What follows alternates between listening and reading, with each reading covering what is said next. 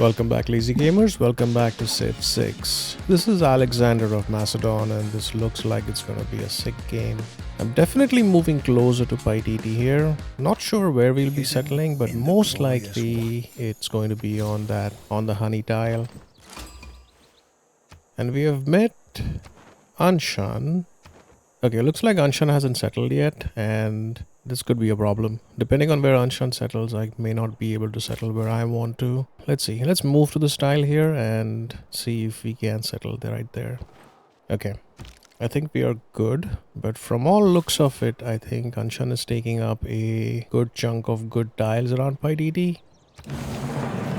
So Anshan will need to die. So with the start here, right, we get a sick amount of gold and culture to start with Paiditi, but this start is going to be a little production challenged. And I think I can't avoid that. I think if I want to work the gold and culture, I think I have to sacrifice on production here. But hopefully the gold itself is going to sustain us in the early game. From a tech perspective, we definitely want animal husbandry and mining because we definitely want to unlock our encampment as soon as possible. I think the encampment is the first district that Bella builds. We have a couple of turn 1 decisions to make here. I want to open with a scout and a slinger, I think. And most likely, I'm going to buy the other. So we can hard build the scout and buy the slinger when we have the gold, or vice versa. But the important thing here is to rush for bronze working and to rush to archery and horseback riding as soon as possible. The faster we get there, the faster we can get this war game going.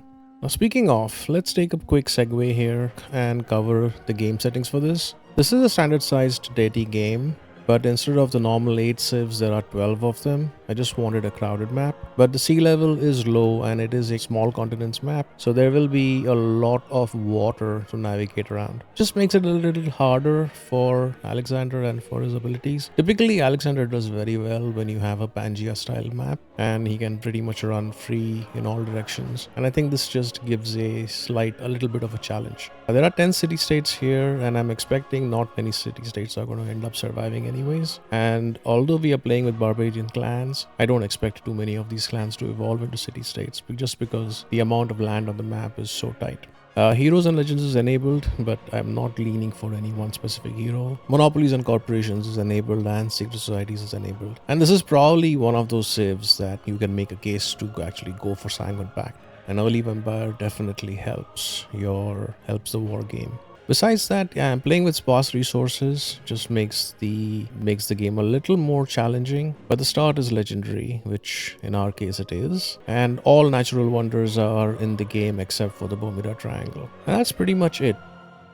Let's take a moment here and talk about Alexander and why Alexander is one of the best civs for domination push. His main ability is to World's End. Cities do not incur war weariness, which is a huge plus if you want to sustain a war push pretty much through the entire game. And all military units will heal completely when Alexander captures a city with a World Wonder. Now, in the early game, if we get a big jump on a war push, this may not always be very useful because the cities we may conquer may not actually have a wonder. It will be very effective and impactful in the later game, but not in the early game for sure. The second ability is Hellenistic Fusion, where when Alexander captures a city with an encampment or a campus, he gets a free Eureka, and if he captures a city with a holy site or a theater square, he gets a free inspiration. Definitely helps keep your science and your culture game going. In this specific case, because we have Paititi, I'm not too worried about culture, at least in the first third of the game. We are not going to be struggling for culture. Science is something we may need to work towards.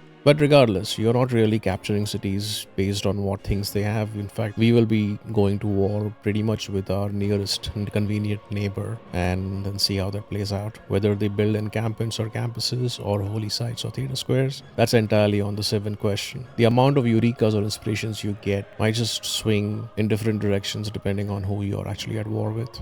And now Alexander gets 2 unique units. He gets a horseman replacement, which is the Heteroi, and swordsman replacement, which is the Hypaspist. And they both pretty much are contemporary, or they both come online at about the same time. Although depending on the land you have, you may lean towards one or the other. If we get both, and if we can build a good stack of both these units very early in the game, it's going to be a massive benefit.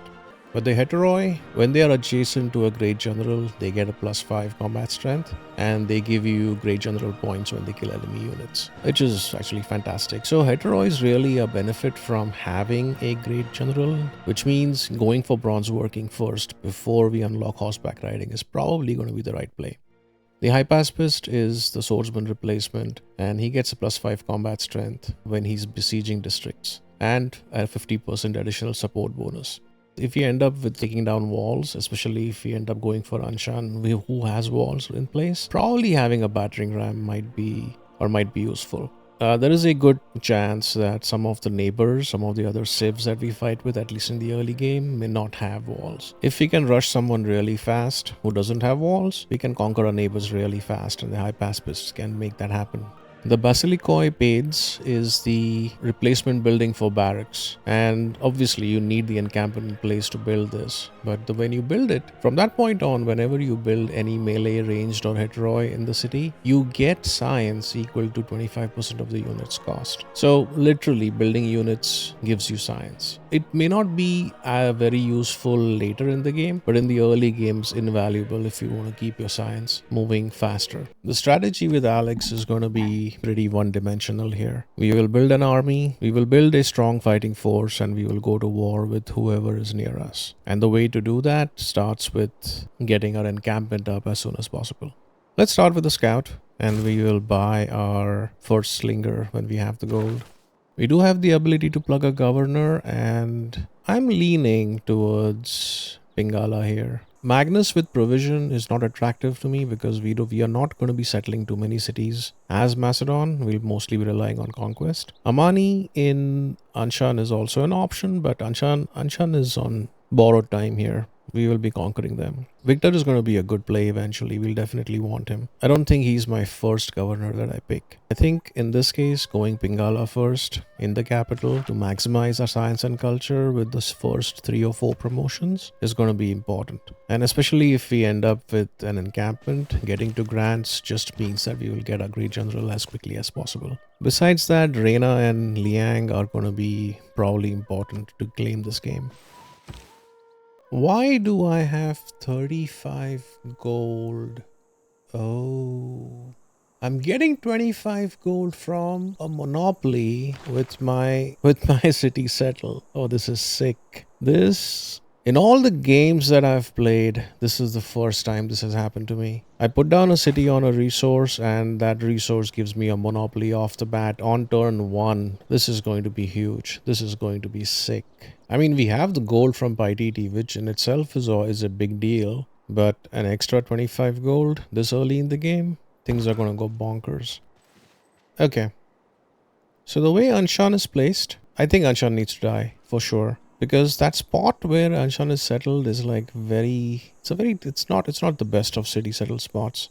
Most likely I will be raising Anshan and putting a city either south, somewhere on the coast, definitely, or south of the sugar. At his best. We have unlocked policies here, and I think discipline is a no-brainer. I would like urban planning. I do want the extra production here. But I think God King is the right play. I think I'm going to try and get a Pantheon as soon as possible. Once we get the Pantheon, I don't think care for Fate as much. I think I'll probably plug in urban planning then. I do have the gold to buy out some tiles here, but I don't want to waste that gold. I think I want to, if anything, I will use it to buy units or maybe a builder. Yeah, let's get a slinger here. In the perfect world, I would like to get some of these boosts so I can get the civics unlocked faster, but we are generating a lot of culture here, so I don't mind just hard taking some of these. But let's start with craftsmanship. Let's go to the top of the tree for now. If there are no dogs in heaven. So this can be a pro and a con, but we are stuck on a peninsula here, and it looks like anybody we meet is going to be probably not to the north because the edge of the map is on the north of us, but I want to say west northwest is probably where we are going to run into someone here. And that's probably going to be our first target. And as Macedon, it doesn't really matter how many cities you can put down, but you do want maybe like 2 or 3 decent city spots to expand into. Okay, we see the borders of someone there. It looks like Tamar or Canada or Japan maybe. Doesn't matter. Whoever it is not going to live too long. once Anshan is raised, there are, I think I see 2 or 3 city spots surrounding Pella. Maybe even 4 if I go north past the floodplains there. And we have horses on that Paititi tile, which is great. We will improve it. And that's going to be a decent early source of production here. I think in the long run, our production is going to be fine. But it's just this early game where we will not be building things as fast as we would want. Yeah, it's a good tile to work. Let's buy it. We will get to mining in a few turns. So after the horses, we will be improving the stone. Alright, a camp just spawned. And they are offering a barbarian horseman. I don't care for barbarian horseman at all. So we'll try and kill it. But Anshan is too close to that camp. It might be... I'm going to try and see if I can snipe this. But I think Anshan is going to be closer to taking that camp out on his own. Who deserves more credit? Right, since mining is done, I think I want to beeline for bronze working. I would have loved to boost it, but it's fine.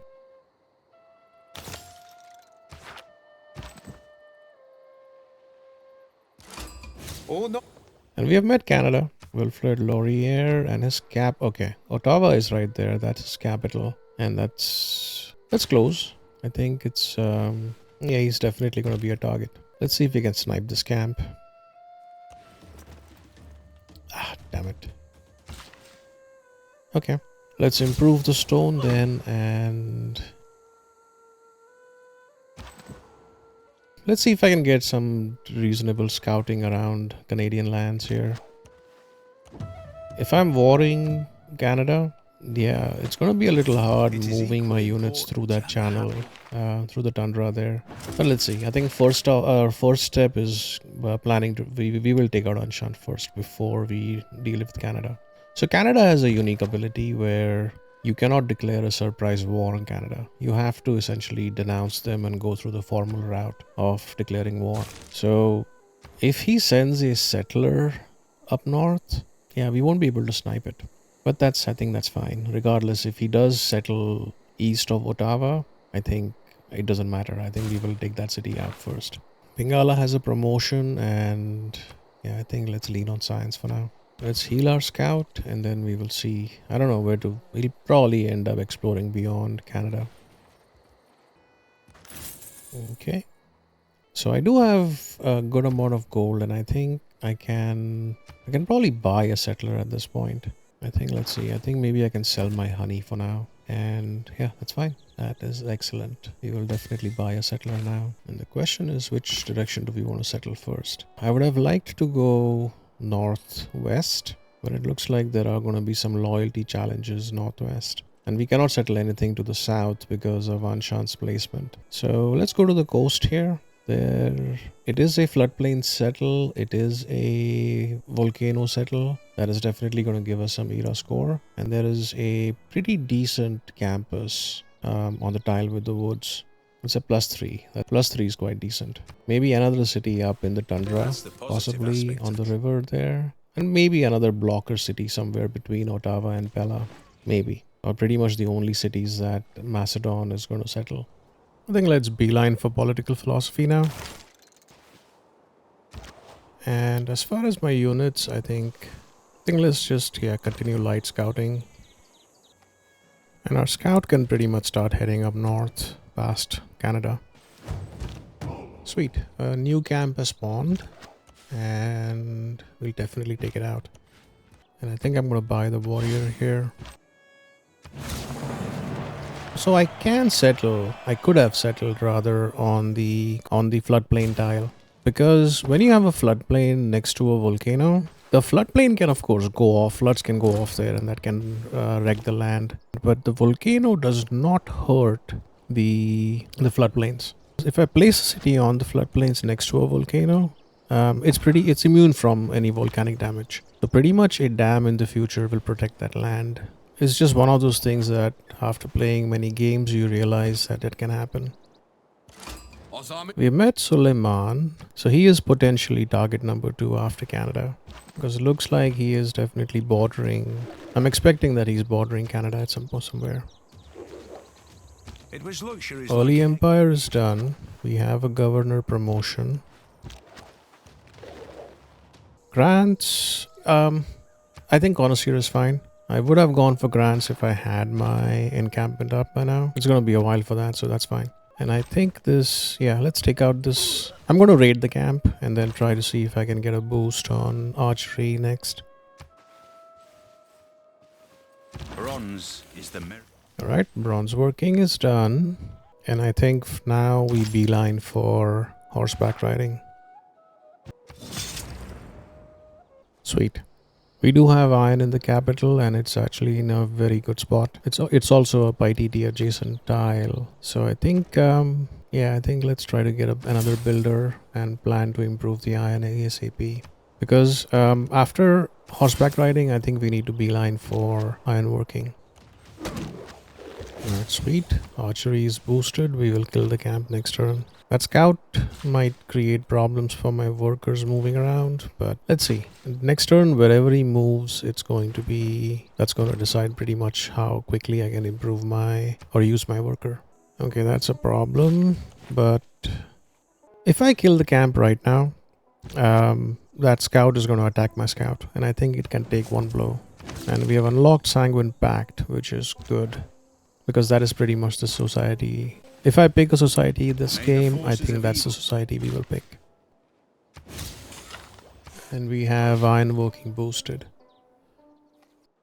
Time to place the encampment, and I think that tile is as good as any. In fact, one of the reasons why I'm choosing that tile is because I can put down a pretty decent industrial zone on the tile adjacent to the horse and the iron, and probably buff it with an aqueduct and a dam, actually, come to think of it. Okay, let's just plan on healing all these guys. The slingers will be promoted to archers, and in time the warriors will be promoted to high pacifists. And then we will go after Anshan. Cool, there's a wonder right here. Lake. Like to the Oh, apples. let's see. Our settler is built, and obviously I can't go south. I think I'm gonna go and head for the stone tile there. But yeah, let's move one turn by turn here. That warrior from Anshan is depending on how that warrior moves, he's going to mess with my movement, and I don't want my settler taking a few steps back before he continues his movement onto the stone tile. And the only way I can guarantee that is if I have units in the area that can escort really the settler, but more than escorting, it is mainly just clearing the way. And we have a pantheon. I mean, in this situation, I think God of Craftsmen seems like the best one. The faith is not important, but the production will definitely be valuable. There you go. And volcano went off. And we have political philosophy. I think there's only one right play here, which is oligarchy. I mean, if I wanted a bit of a sim game, I could pick either classical republic or autocracy, but I think oligarchy is the right one here. God King can definitely be switched out. We'll plug in urban planning. Agog, so eventually, fast forward a few turns, Agog, conscription, and maneuver is probably going to be the right 1-2-3 combination. But considering I will have loyalty challenges, I think I'm going to leave Limitai there. And I don't know what the wildcard slot is, but eventually it will be maneuver. But for now, I think, God King is fine until then. And see, look at that. The volcano went off, but the floodplain tiles were not affected. And I have to repair that iron tile now. That's fine. Just one of those things, right? You would have a city next to it. Like the flood, as long as you are guarding against the floodplain, settling next to a volcano on a floodplain is absolutely fine. And let's get military tradition here. Okay. Yeah, see that warrior blocked my movement. It delayed my settle by one turn because it moved exactly in the spot that it had to move to make me go one turn slower. And I should have been careful about this. The AI does this. I don't know if it's by design, but the AI does do it. It does happen with the AI more often than not. They have a tendency to move into the exact spot that you're trying to move into. It's freaking annoying. I mean, I'm more annoyed now that I talked about it. I talked about guarding against it, and it happened exactly the way I thought it would. And yeah, we're going to kill Anshan anyways.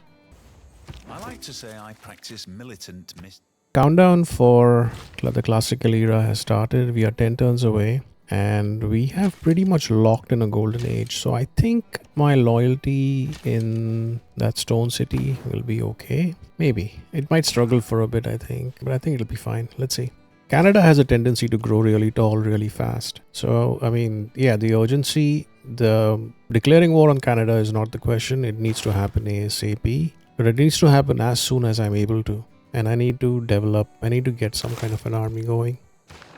Could make a case here to retain Anshan, not raise it. Like long term, it might help me. It might be good right now, but long term, I think 2 more cities on the coast south of Bella are probably the right way to do this. I mean, to be honest, there are no right answers here. You could make pretty much any choice work. It's just a question of, it's the path you take that may or may not help you exactly in the way you want. All right. The city will need, I think I'm going to build my government plaza here, because among other things, the government plaza will give me, it will give me the loyalty I need to protect against the loyalty from Ottawa, the pressure from Ottawa rather. And A man on a horse yeah, is spirited. worst case, I might have to need a governor and control that. But before anything else, I want, yeah, I think I will want Pingala to get to grants before anything else. Alright, the encampment is up. I can hard build the Basilicoi page, but I would rather buy it, and actually I can. Now the question is, can I do something else before I do that? Because I'll be pretty much spamming units right after that building is up. Could go for a hero. We have the option for a Nancy, which could be okay. I don't want to build a wonder. I do. Let's start off on an archer, but I don't think I'll be finishing that archer. Maybe we can build a few different things. If bread is the first necessity. Yeah, let's maybe put some turns in the builder. I'm tempted to use my gold for a lot of things, but I think long term gold is for war. Everything has its And limits. we have iron working now, so I can upgrade my warriors to high pacifists.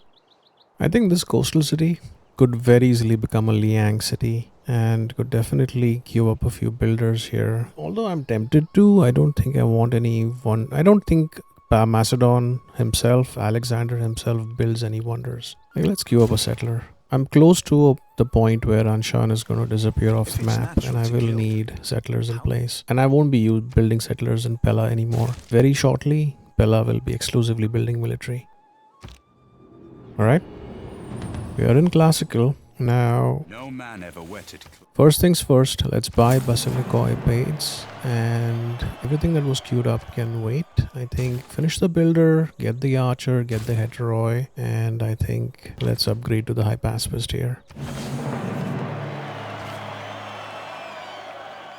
Not a big fan of picking monumentality here. We don't have the faith, but we have the gold, so that actually will be helpful. Monumentality gives you the benefit of the ability to use gold and faith to buy civilian units. I mean, they're cheaper with gold and faith. So the faith part of it does not help us, but the gold part of it definitely does.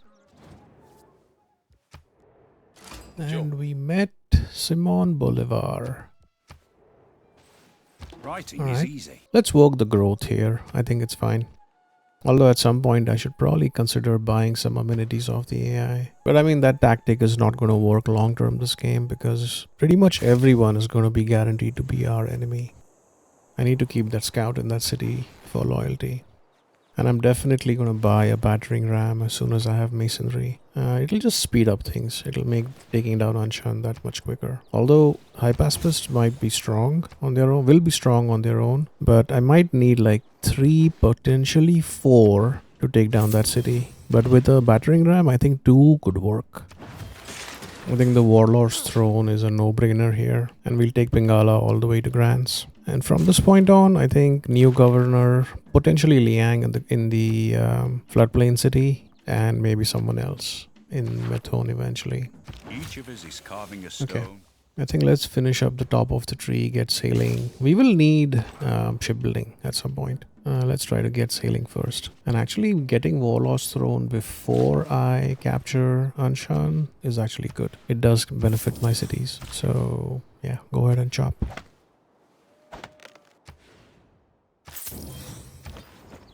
My archers are in position. I have just one high pacifist though. I might, yeah, let's raise some gold and we will buy a high pacifist. But a battering ram first. Vessels large may venture more. Okay. Looks like Suleiman is trying to settle into Canada. Alright, I'm gonna have Warlord's Throne very soon. So I think this is a... I could actually attack right now. Yeah, let's do it.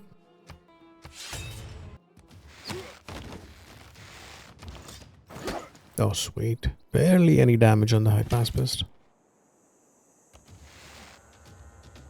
Okay. No, not with Canada. I'm open to selling my things, but not to Canada. Alright. Battering rams in place. We will hit. Okay. So I think another, potentially one more hit should do it. But yeah, that wall is coming down very quickly. Sometimes the wheel invincibility line.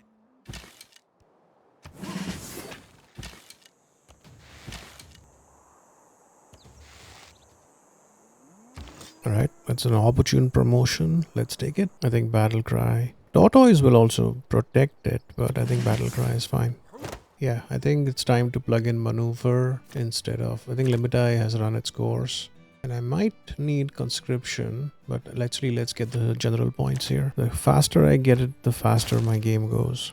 Yeah, and let's get Astrology and make a B and get all the C stuff from this point on. I could pick Sanguine Pact right now, and that won't be a bad thing. It'll give me an extra unit that I need. Either that or Liang, or maybe Victor. But I think, yeah, let's get the Vampire. I don't believe in astrology. Okay, let's move this guy back and get the Vampire in. Oh, wow. I was not expecting that. Okay. I did not have to move the archer all the way back. I could have maybe moved him one tile left instead of moving him the tile.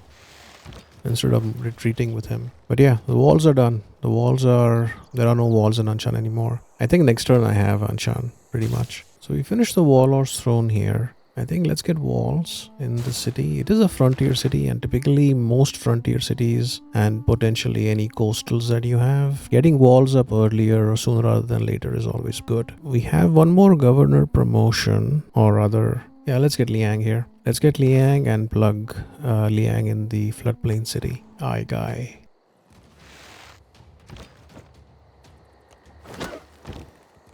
Alright, the siege is in place. The high pacifists benefit from actually putting a city under siege. I think I could have taken the city this turn, but yeah, we'll have it next turn.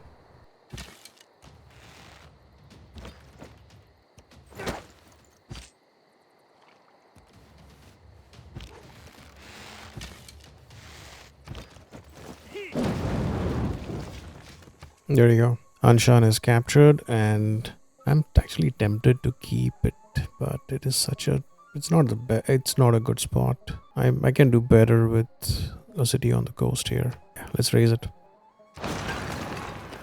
I could place it on the sugar also, but I think the coastal tile, the tiles southwest of the sugar actually has a great harbor, and I'm just thinking ahead here. Wealth consists. The poets have been mistaken. Okay, let's place the campus here, but the city definitely gets a harbor as its next district. As far as tech is concerned, I think, yeah, I should try and get to apprenticeship as soon as possible, because I'm putting some pins down here, but this is looking like a good plan. That would be a fantastic +8 industrial zone. I think pretty much all my units need to start moving to my northern frontier. Yeah, it looks like the chained announcements have started. I'm surprised Canada hasn't denounced me yet. They typically are one of the first ones to jump on denouncements when you take out city-states. Alright. We've boosted apprenticeship, so definitely makes sense. Yeah, I think I'm gonna try and get my industrial zones unlocked soon. And there may not be too much room for this scout to maneuver. Sweet. Heteroid number 1. Now all I need to complete my first wave of military is a great general. Alright. Let's denounce Canada. Because yeah, we can't declare surprise wars on him. We have to denounce him, wait 5 turns, and then we will declare war. Okay. Let's buy a boat. And I think we'll buy a second boat in Aigai. We have Boudica. And Boudica is going to be very, very useful. Well, Boudica's ability is she can kind of like heathen conversion on apostles. She can use her charge on converting barbarian units to us. But I don't think that's going to be a concern here. I think Boudica, she will help us in this war. Basically, she's going to help the Heteroi get stronger, and she's going to make my unit stronger. And when the war with Canada concludes, I think I will use Boudica and pretty much send her on a world tour. And the first camp she sees, she will convert whoever is there. I think that's the play with her. But yeah, but I don't have shipbuilding yet. I can't embark. So that scout might just die if he's not able to. Yeah, I don't think the scout will be safe in that area, and he can't really go anywhere else. All heteroids start off with the default promotion, or one free promotion rather. And yeah, I mean, initially I'm not going to be too picky about which promotions I get, but you pretty much want to alternate between the 2 promotion trees. But by the end of it all, you will have a lot of units running around the map. So it's going to be very hard to keep track of having the right unit at the right time, at the right spot, doing the exact thing that it's meant to do. More often than not, you will find yourself fighting wars of opportunity and need. You may not always have the best guy in the fight that you would like. So that channel here is going to be, it's not going to be fun to navigate, but my Heteroi can get through pretty quickly, but my other units are going to take a long time to make their way through. I mean, I want apprenticeship right now, but I think it might be sensible, or I think it makes more sense going for shipbuilding first, but I'm going to try and boost it. So we'll definitely try and get a second galley here. I do have a promotion, and I think, yeah, let's get Liang promoted so that she gets a discount on building districts. That's fine. We don't have, yeah, a few more turns before we can declare war. Okay, Troy number 2.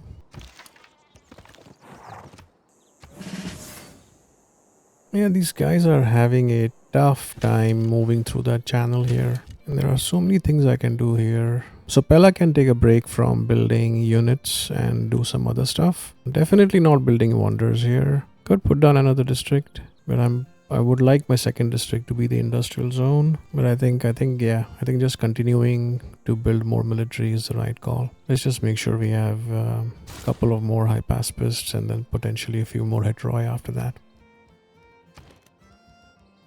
And shipbuilding is boosted, and question is, should I delay apprenticeship and get shipbuilding first? Yeah, tough choices here.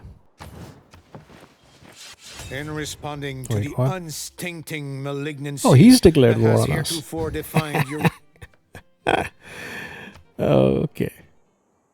Well, that's kind of that's okay. Actually, I'm perfectly okay with that. It saves us the grievances, I guess. I don't know if it definitely saves us some level of grievances that we could have got from us declaring war on him. So he does have an archer in Ottawa. I think my heteroi is going to be fine. We will pillage that next turn. Yeah, the great general can stay with him. And my scout might just die here. I don't think he survives. Let's do this. Let's talk to Suleiman and see if he wants to join our war. And he will join. Sweet. Okay. That actually, yeah, that's good. I mean, if Canada has a bunch of units, I think Suleiman's units could keep him busy, which just makes our conquest into Canada that much easier. But I still have this problem of like moving my units through. This is going to be painful.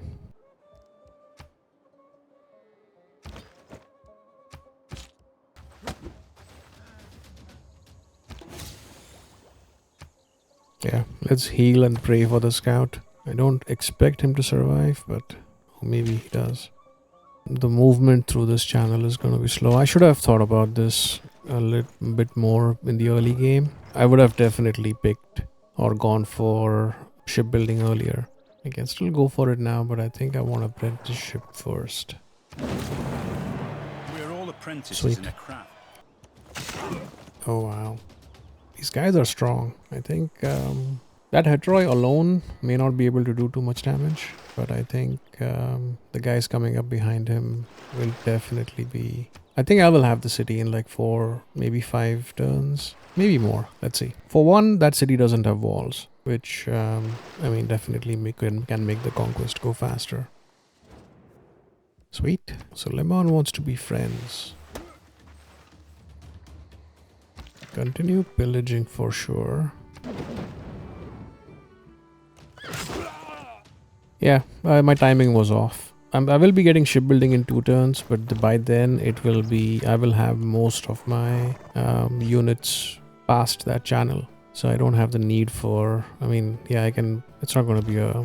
I needed them like maybe 5 turns ago when those units were closer to Methone and they could have dropped into the water and made landfall. I have to retrieve this guy. That's fine. Sweet. And we have the siege on Ottawa, which is great. Let's start chipping away at the city. He has a friggin' boat here, which could mess me up here. Okay, this city definitely needs walls first. Then we'll see. So those are the borders of Simon Bolivar. So there is some land between him and us that potentially we could settle. But I think ideally in this situation, I would rather have someone else settle it and we can conquer it. Yeah, let's take the promotions here. Actually, I can start slamming the city here. I think I have the city next turn. It's close. If I had one more unit, I could have had the city this turn. We have Hannibal Barca. Okay. We could lose that boat. But no, we are going to capture the city and our boat can park ourselves in Ottawa from this point on. Yeah, perfect. Now the only problem is that boat is going to make... I can't... If I have land units trying to cross that channel, that boat is going to mess things up. And as far as Ottawa is concerned, Ottawa will repair everything first and then think about what it needs to build. We found Nalanda. So we do have a bunch of envoys because we did not spend any on envoys on Anshan and any of the... And Nalanda is the only other city-state we have met so far. So we can pretty much dump all our points into Nalanda for now. Nalanda's benefit is it can allow you to create a tile improvement called the Mahavira. And what the first Mahavira you build gives you a free tech. And Nalanda can be an extremely important... Like the best games where I love meeting Nalanda are science games where I meet Nalanda late in the game and suzerain them. Some of the late game techs are more expensive to get, and Nalanda helps you get like 1 turn them, and that is usually not very useful in science games. Things are just going to get easy from this point. For one, Canada has no walls, and I think I might just speed up the video from this point on. Because I think everyone knows exactly what's going to happen now. Wilfred Laurier is not long for the world.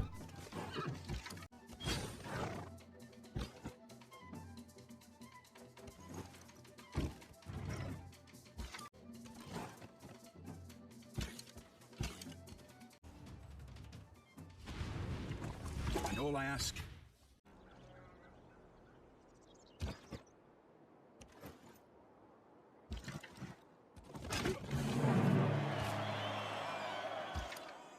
Things are just going to be stupid now. Alright, that's city number 2. And looks like Vancouver is completely undefended. We met the Cree and see Royrama now. He's all the way to the south. Okay. And we met Dido.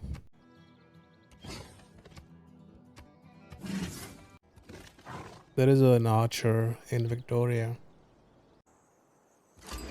Alright, we met Mali, Sundiata. It's all papers and form. I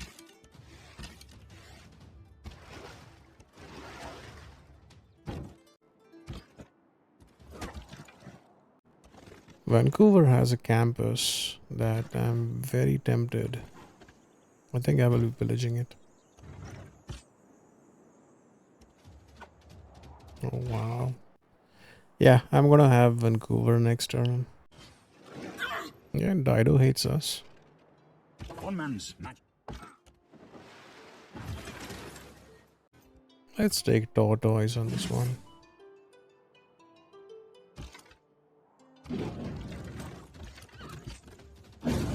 That's Vancouver.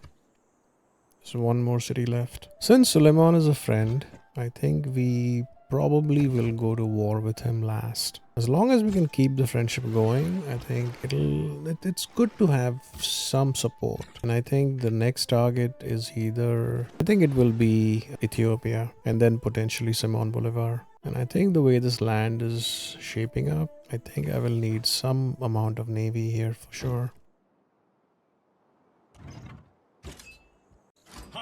We met Harald Sigurdsson. So it looks like Suleiman is already working on the city. Yeah, we are going to have a siege on the city. We should be able to have a siege on the city. Yeah, there you go. Yeah, scout survived. Yeah, there is a camp somewhere up there, so I can't really embark the scout.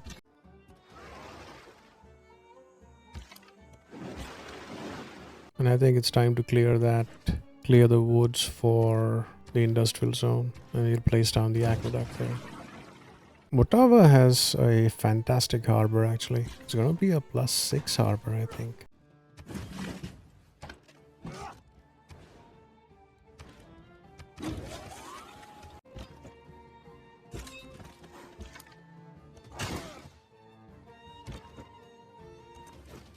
Oh wow. C'était illusoire de chercher à s'entendre avec vous. Mais jamais je ne regretterai de prendre la défense de mon peuple. This war is too easy, and in hindsight I should be raising these cities, especially if they have no districts. But that's okay. I'll include the turn 1 save in the description, so please do try the start out on your own and let me know how it turns out. But you get the idea here. I'm not going to play this one out since it's going to be pretty much the same thing over and over. Build units, go to war, stay at war. We have 13 other opponents, so this will just take some time. For this game specifically, I want to note that we will probably need a bigger navy than compared to, let's say, if we were on a Pangaea map. But I think it's only in the mid game and the early late game. The AI settles are often not smart, and relying on exclusive navies for domination may not work here. Archipelago maps are great for those games. I should make a note of that and plan for one in the future. A sub 200 domination win is quite possible, but considering we have to go through a lot of civs, it might take longer overall. And often in games like these, an accidental culture win is always possible. It's quite likely we may lose a few cities here. When you get into like a world war situation when the entire world is against you, yeah, it's not reasonable to expect that you will keep all your cities. But I think the momentum is on our side. I mean, I'd have no doubt in my mind that this game ends in an eventual win. Thank you for watching, and definitely tune into the next one. If you have made it this far and have enjoyed this video, please leave a like, share with your friends, or consider subscribing. And if you're already subscribed, my heartfelt thanks to you. Thank you.